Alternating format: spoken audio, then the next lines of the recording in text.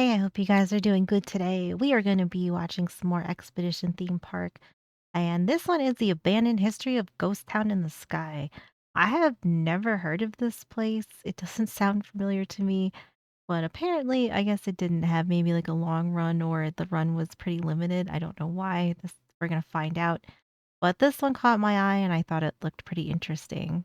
If you do get a chance, I'd appreciate if you guys can leave a like and subscribe. It helps me out a bunch. And I will have Expedition Theme Park's video linked in my description below. So be sure to go and like and subscribe to him. He makes these just awesome videos about all of these abandoned attractions and rides and ones that maybe had some scary things happen. And it's just really interesting. But all right, let's see what happened to this ghost town in the sky.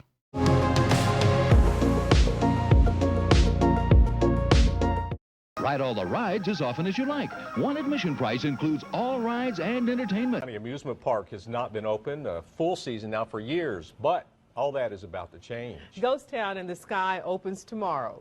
Every minute is action-packed as you experience the Oh, excitement of wow. the Old West. Ghost Town offers a Oh, it's like the Old West? See, that's the kind of stuff I like. This sounds cool. day of fun and thrills for the entire family. A mountain amusement park that planned to open this month is now staying closed. All the shows, ride all the rides for one admission price. Well, the weather today was perfect for the reopening of a mountain amusement park. Railroad or take the chairlift to fabulous Ghost Town and the Mile High Fun Park. It may be closed for the winter in part. Oh no, this whole intro seems like all kinds of problems are going on. Oh no. Parts of it put up for sale for a short time. But Ghost Town in the Sky is showing hints of new life. Get set for the greatest in family entertainment. Hurry to Ghost Town in Maggie Valley, North Carolina, where the fun never stops. Okay, this is North Carolina. Okay. Yeah, I've never heard of this place.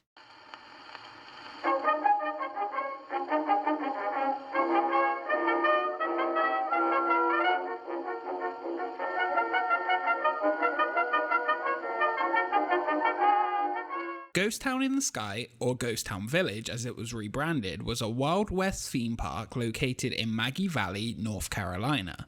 While many Wild West theme parks have existed throughout the years, this park had a unique feature.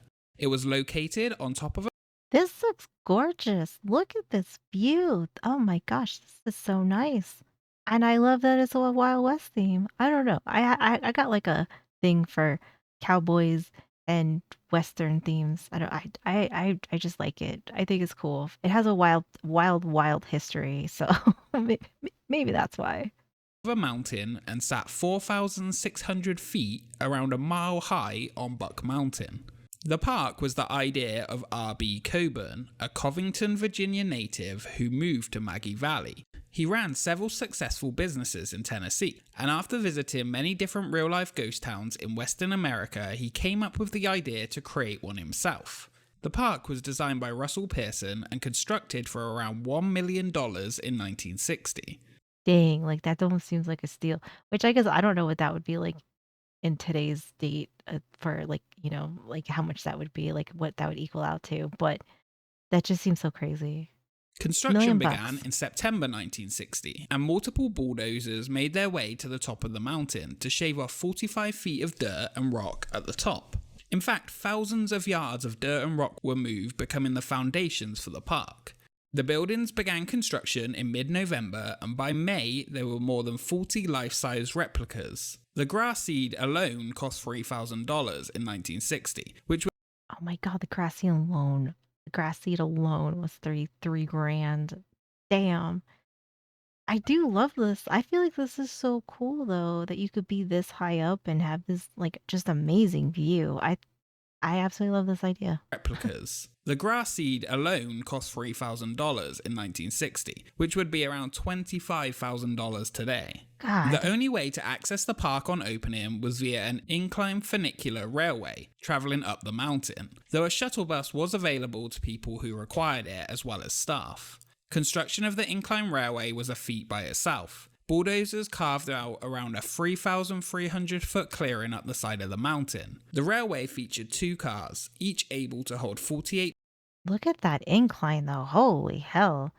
I bet this was an experience in itself because that Looks very intimidating. clearing up the side of the mountain. The railway featured 2 cars, each able to hold 48 passengers connected to cables and motors to drag them up the mountain. The incline railway was actually the first US double incline railway, as well as the steepest, raising nearly 1,200 feet. The park itself opened on May 1st, 1961, and quickly became one of North Carolina's most popular tourist attractions. Pearson and Coburn would go on to open 2 other theme parks together over the years: Frontierland in Cherokee, North Carolina, as well as Six Gun Territory in Florida. I have heard of Frontierland. I have heard of that one. Six Gun, I have not heard of.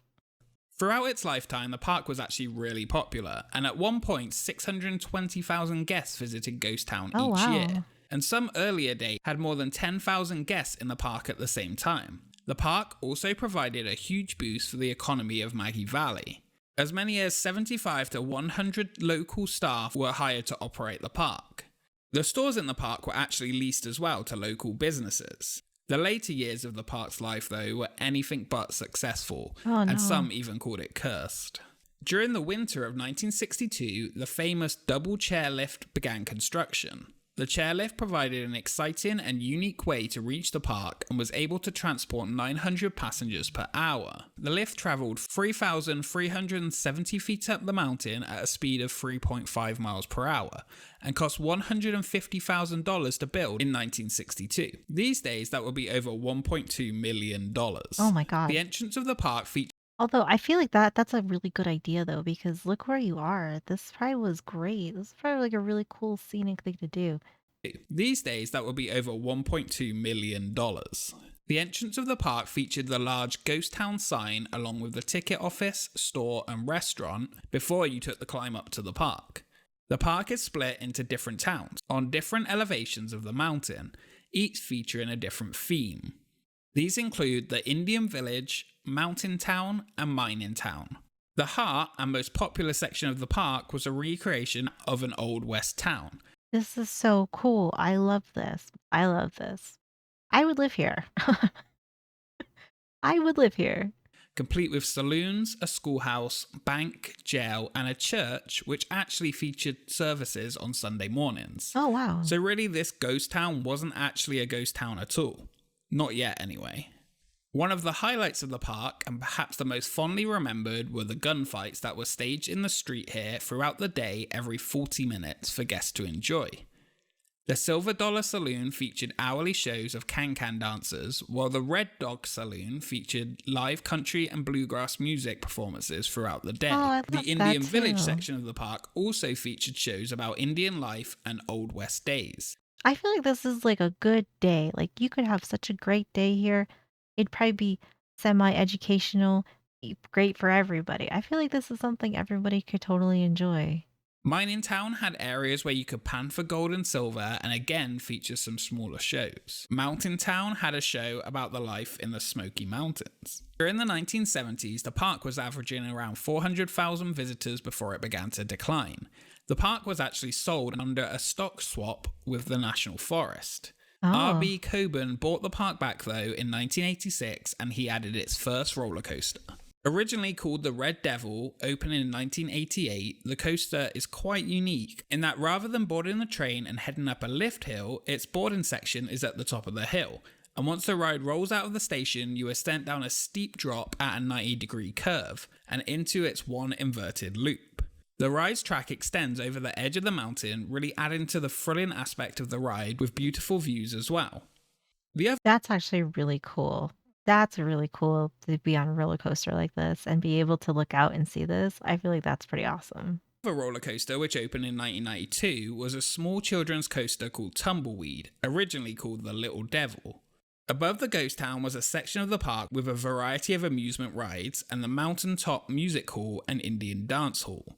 The park remained relatively the same throughout its lifetime. Around the time of the new millennium, the park had a decline in attendance and plagued with multiple maintenance issues, with rides breaking down constantly or staying closed, and the attendance continued to decline due to the bad word of mouth.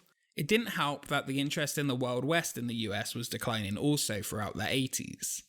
During a hot summer day in 2002, the chairlift actually malfunctioned, leaving riders stranded for more than 2 hours. Oh, no. Oh, yeah, that's definitely not good.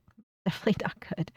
I would probably freak out if I was on here and got stranded for 2 hours. I would definitely would not be doing well.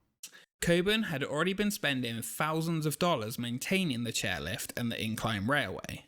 A few days after this incident, the park's owner closed the park fully and put it up for sale. From then on out, the park has had nothing but issues. Oh, The park remained no. closed in 2003 after a successful 41 years of operation. The park I wonder, like, is this somebody that went to go visit this and it's still standing? It's just left kinda, like, it got abandoned and everything is still here. Because this is, like, pretty interesting footage that we keep seeing here, and kinda sad. remained closed and unmaintained until the park was sold in August 2006. And after $38 million was spent on repairs and Oh my renovations, it gosh. actually reopened its doors with everything running except the incline railway, the train, and the monster in 2007. The reopening of the park was scheduled to coincide with the motion picture Dean Teaster's Ghost Town, which was filmed in the western town within the park.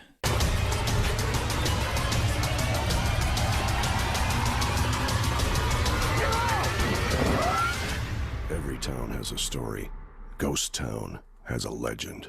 Kill all Oh, this is a good ad, though. This is good. I like it. you can. Yo, In that was cool. 2007, the addition of Heritage Town Square was added at the end of the chairlift and incline railway. The area featured a museum showing the history of Ghost Town, a restaurant, Geronimo Drop, which was relocated from Libertyland in Tennessee, the casino, and the cliffhanger. 2009 also saw a haunted house attraction open during the Halloween season called the House of Terror. By 2009, though, the park had filed for bankruptcy, stating the usual reason of the economy and gas pricing being the issue, after spending an additional $11 million. Six of that was on the cliffhanger roller coaster alone. The park was still scheduled. Oh gosh, I feel like the expenses for running an amusement park is just astronomical.